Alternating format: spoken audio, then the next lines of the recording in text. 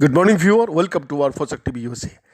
The conversation at the card table inside the Lewiston 15 Plus clustered one recent afternoon to the coronavirus pandemic, as it had so many times the last past 2 years. Just as earlier, the club's president and one of its most devoted UK players, Danny Borch, died of COVID 19 after a week's long bout with the virus.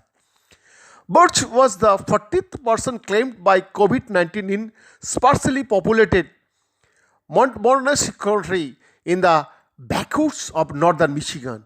The creep has hit particularly hard at the 50 plus club, knocked down in so many ways during the pandemic. Members falling ill, shutdowns causing the club to shutter, staff run rat keeping the center safe for the vulnerable people who congregate inside its wall.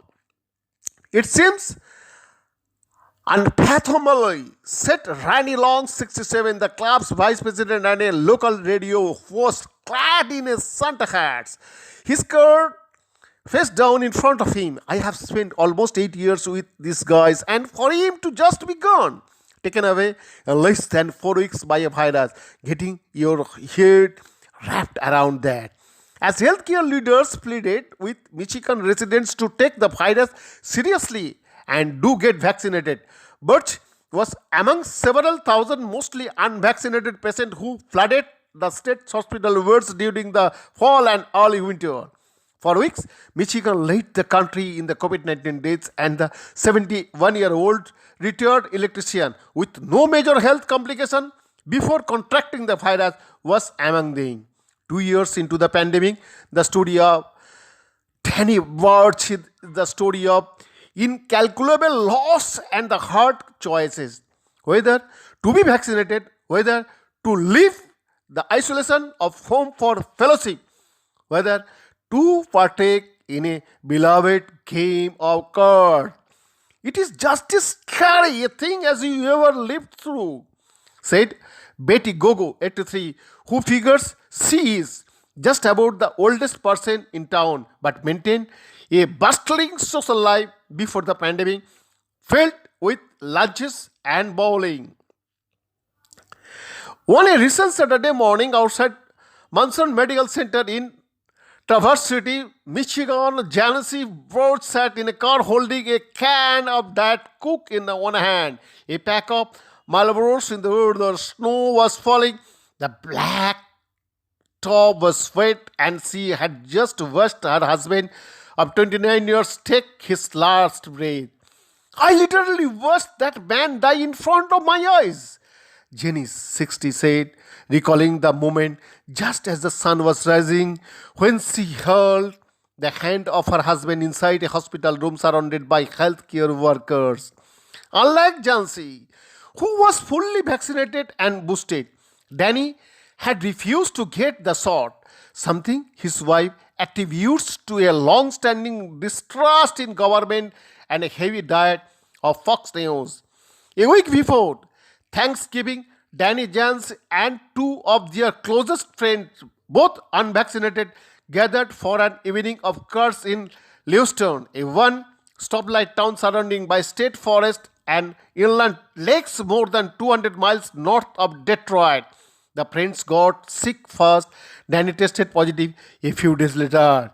Within days, his oxygen plunged dangerously, and he was rushed to a small rural hospital where he waited nearly 2 days in the emergency room before a bed in an intensive care unit opened half an hour and a half away in Traverse City.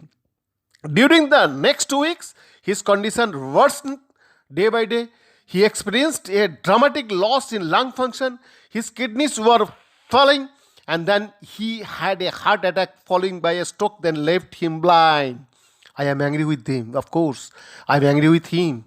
This did not have to happen, Jens said. And I feel bad that I am mad at him because he's gone.